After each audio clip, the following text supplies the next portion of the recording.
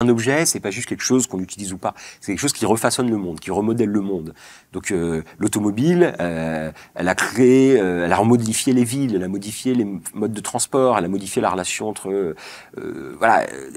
Donc c'est pas juste un objet qu'on utilise ou pas, c'est un objet qui façonne le monde. D'une certaine manière, c'est exactement la même chose qui se passe avec le portable. Ce qui est fascinant avec le portable, c'est que c'est quand même extrêmement récent. Je veux dire, ah oui, c'est 2008-2009. L'arrivée du smartphone, c'est 2008-2009. Ouais. C'est quand même incroyable. C'est-à-dire que dans l'histoire longue des techniques, l'automobile, il a fallu 80 ans pour que le truc se démocratise et rentre vraiment dans les usages d'une partie du monde occidental, entre les années 1890 et les années 1970. Le téléphone portable, il a fallu 20 ans. Le smartphone, on va dire, l'ordiphone, il a fallu 20 ans pour que, entre la mise sur le marché et la généralisation de l'usage à l'échelle planétaire, se fasse. Donc là, c'est assez vertigineux, c'est fascinant d'un point de vue d'ethnographie des techniques, de voir comment cet objet a remodelé profondément plein de choses. Bon. Donc évidemment, aujourd'hui, il paraît inenvisageable de se passer du téléphone portable.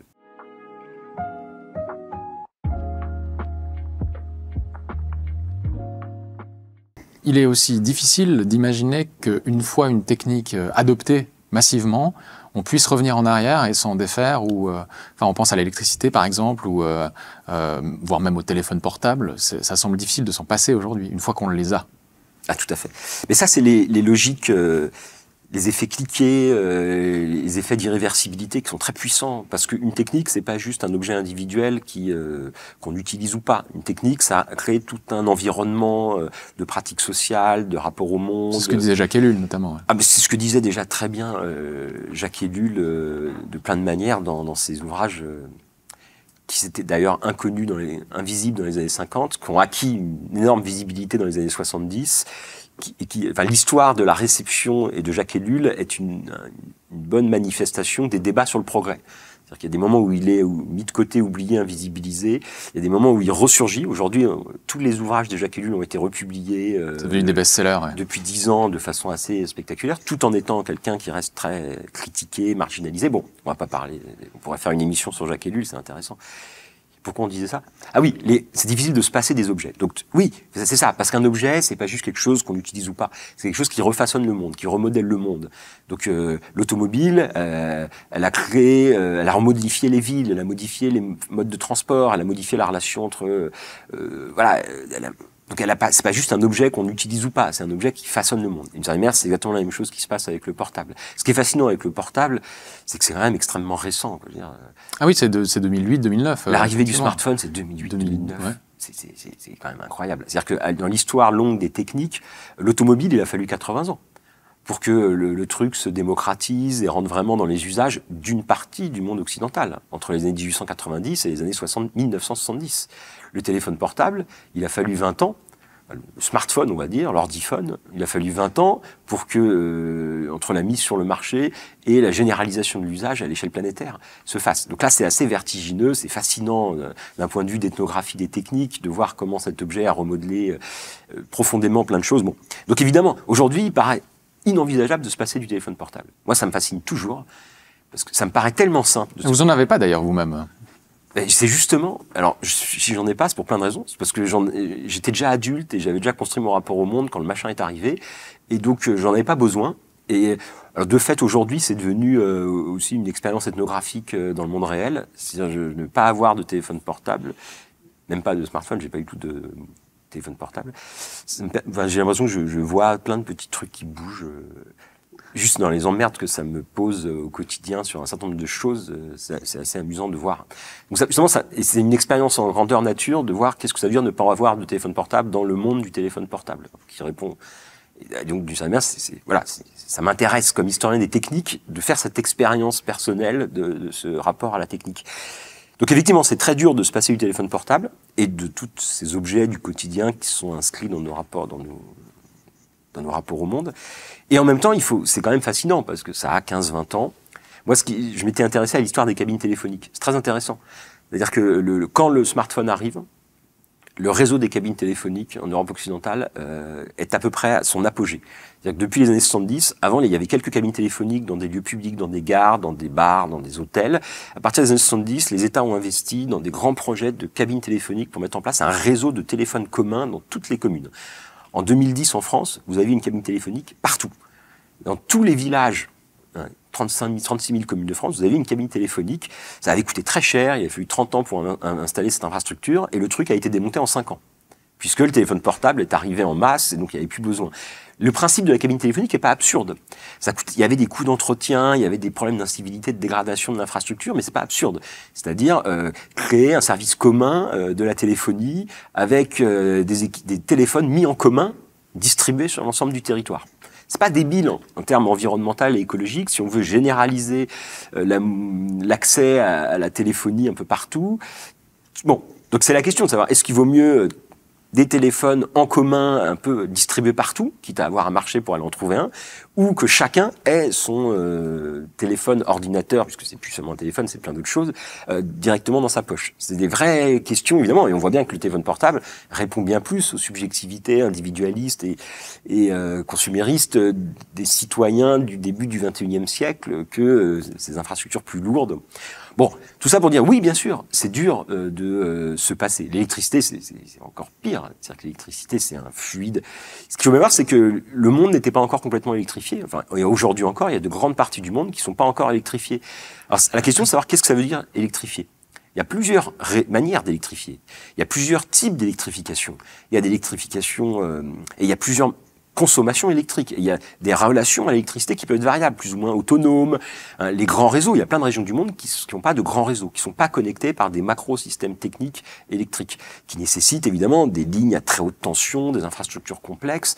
Donc, par exemple, c'est tout le débat aujourd'hui en Inde sur le fait que beaucoup de campagnes ne sont pas électrifiées. Donc on essaye de trouver des systèmes d'électrification locaux réduits pour fournir un petit peu d'électricité, pour permettre le fonctionnement d'un téléphone, d'un peu d'éclairage, pour faire fonctionner quelques appareils, par exemple, parce que les coûts d'investissement du raccordement par tous les réseaux électriques de l'ensemble de l'Inde coûtent des fortunes.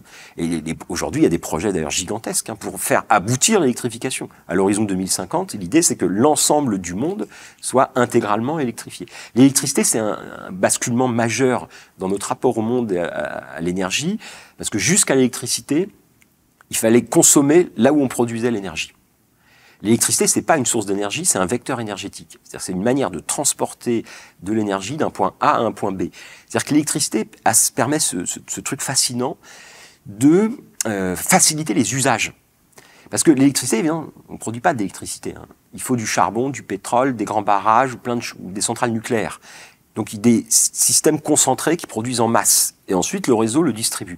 Mais ça, c'est fascinant parce qu'évidemment, ça permet la démultiplication des consommations électriques. Parce qu'avant, l'énergie, il fallait la consommer là où elle était. Vous aviez une roue hydraulique, vous installiez l'atelier là où il y avait la roue hydraulique. Vous aviez une machine à vapeur, fallait produire là où il y avait la machine à vapeur. Maintenant, à la fin du 19e, début 20e, on a pu décorréler les deux.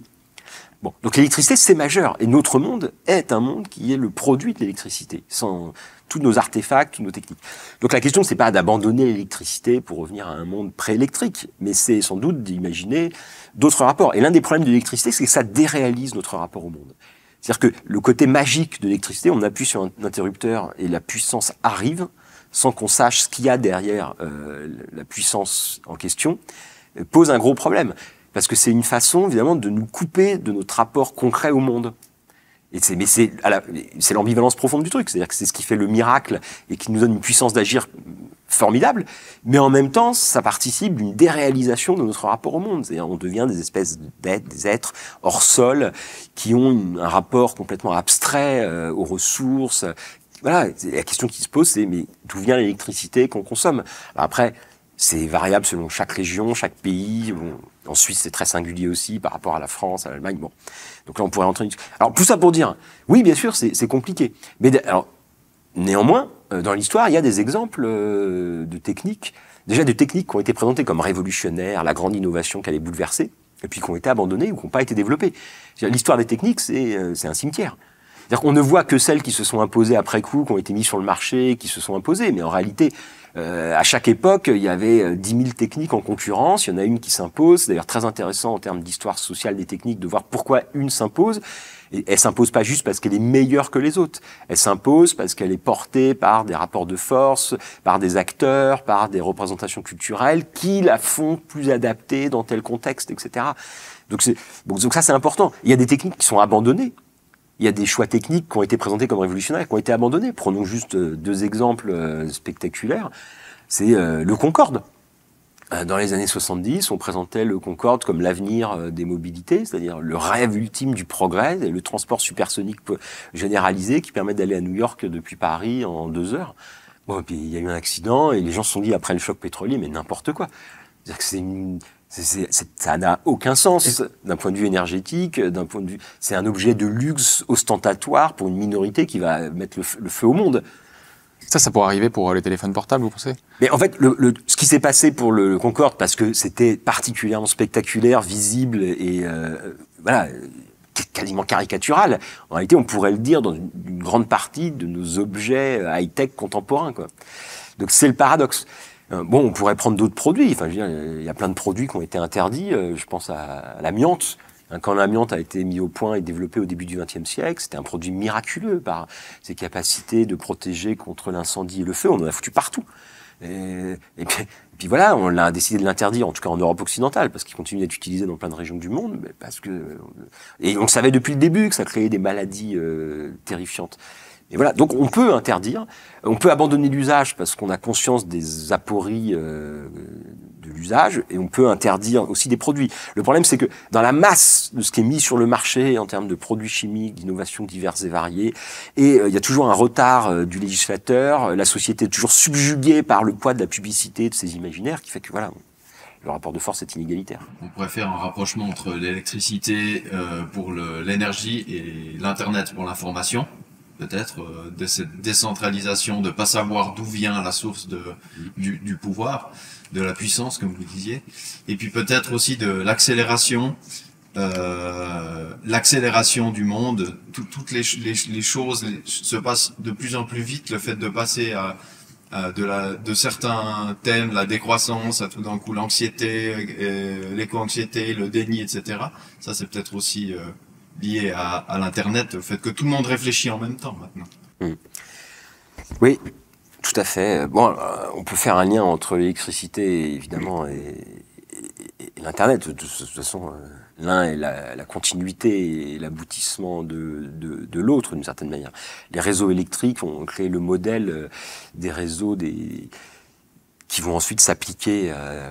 Aujourd'hui, on arrive à l'aboutissement de ça avec la fibre qui se généralise. Bon. Donc oui, bien sûr, il y a un lien étroit, et de toute façon, sans électricité, il n'y a pas de monde numérique. Donc, tous les gains d'efficacité énergétique qui ont été obtenus au début du XXIe siècle, parce que tout le monde était conscient qu'il fallait faire des gains énergétiques, ont été absorbés par les nouvelles consommations produites par la quincaillerie numérique. C'est assez net depuis 10 ans. C'est d'ailleurs le drame de la situation actuelle, quoi. C'est-à-dire qu'au lieu d'adopter des systèmes techniques dont on sait depuis les années 70 qu'ils devraient être sobres sur le plan matériel et énergétique, on ne cesse de mettre sur le marché des objets techniques qui sont de moins en moins sobres. C'est quand même un truc... Et ça, c'est parce que le politique n'arrive pas, selon vous, à imposer une certaine agenda le politique, ou en tout cas et puis même la société. C'est-à-dire qu'on est, depuis la fin du XXe siècle, dans un contexte de mondialisation néolibérale, hyper compétitif, où la capacité de régulation des choix techniques en particulier est particulièrement faible et réduite, au nom du vieil argument qui remonte au 19e de la compétition internationale. C'est-à-dire, si vous adoptez pas ça, de toute façon, le voisin l'adoptera, et vous perdrez des points dans la compétition globale, etc. Bon. Donc sur cette base-là, le politique ne peut qu'investir pour accélérer le processus. Et c'est ce qu'il fait en permanence.